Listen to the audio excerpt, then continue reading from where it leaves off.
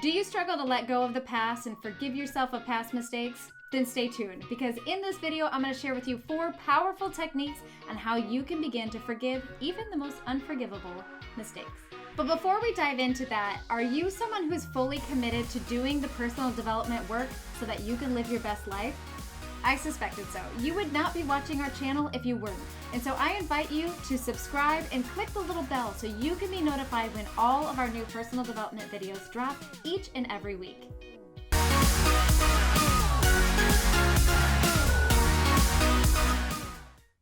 The struggle with forgiveness is real. In fact, it is probably one of the hardest things in personal development for people to get their minds wrapped around. Many of my students have found themselves being clouded with shame, regret, and guilt for things that have happened in the past. That these past mistakes then perpetually show up in their future decisions and hold them back from living their best lives, until they've learned a lot of the tools and the skills that you too are about to learn here in this video. So make sure you grab your pen and paper ready so we can dive into my very first insight. All right, insight number 1 is that you need to calm your nervous system before processing your emotions. Now, the reason for this is because when we are beginning the act or the practice of forgiveness, is we can become very emotionally on edge. All of the shame, the guilt, the regret, the anger, the frustration of the pain of the past can come bubbling to the surface. In fact, that's probably the primary reason why most of us just numb out and just avoid, or we just completely distance ourselves from the healing process.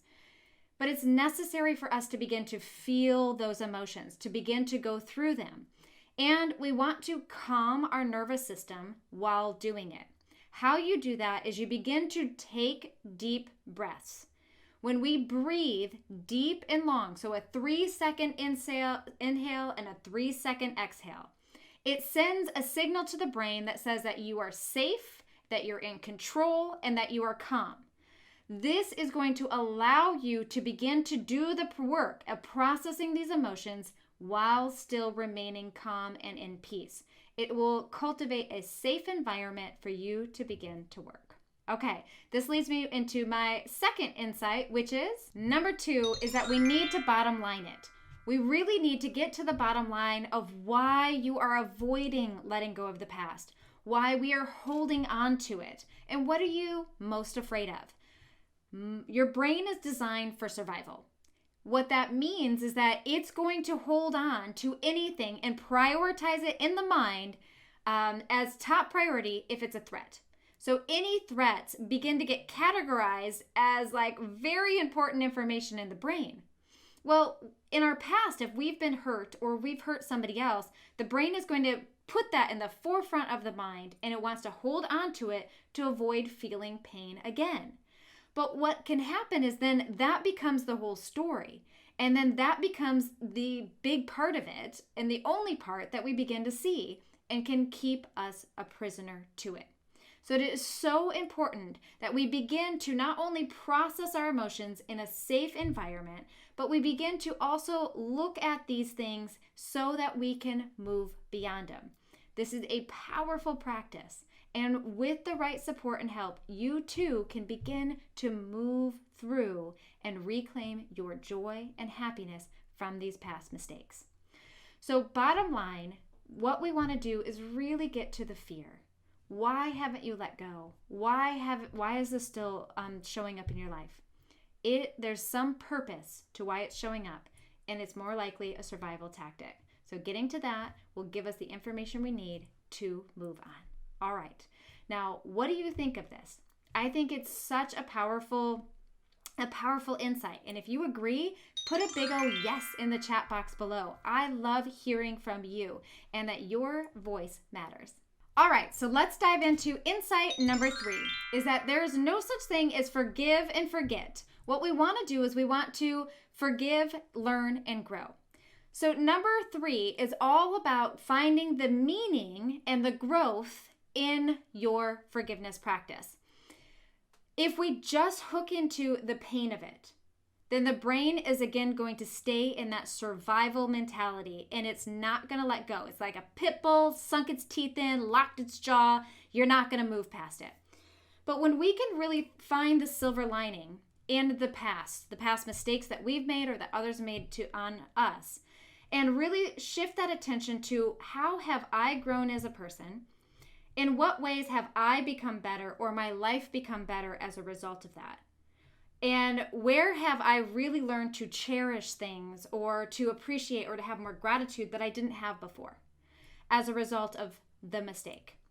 When we can find meaning in the mistake, it will truly allow you to feel emotional freedom. You'll begin to be able to move like a current. You'll just feel the energy start to shift and to move. But that requires us to truly dig in to say, like, all right, what am I afraid of? Why am I not letting this go? How is it still showing up in my life? Where is it still holding me back? And then what can I learn from this? How can I grow? How has this really helped me evolve into a better, or how can it help me evolve into a better person? And then find appreciation for that. Not for what happened, but for that. And that will truly start to open the doors to set you free. Now, this will lead me into my fourth and final insight for today, which is seek forgiveness. Now, you may need to seek forgiveness for yourself or for someone else or from someone else in this final one. But let me do a little disclaimer here. This is truly the final step, which means that if you are just scratching the surface of forgiveness, then where you want to go from here is you start with doing a lot of personal dev interior work. To help you with that, I do have a free downloadable below. Click the first link in the description, and it will take you to my Forgiving the Unforgivable letter that I used to truly radically change my own personal life. Once you get really resolved, and what I mean by that is where forgiveness, you start to feel forgiveness, you start to feel peace, and you forgive joy, you're feeling the joy, you can now seek to ask for forgiveness from others, or you can ask them to, forgive as well, or vice versa. That was what I was trying to say. This is again something that we can begin to have closure. Closure is so, so important. However, it is absolutely not required for you to feel peace. If you struggle with that, then check out this video here. All right, so it is important that you recognize that forgiveness is a gift you give yourself.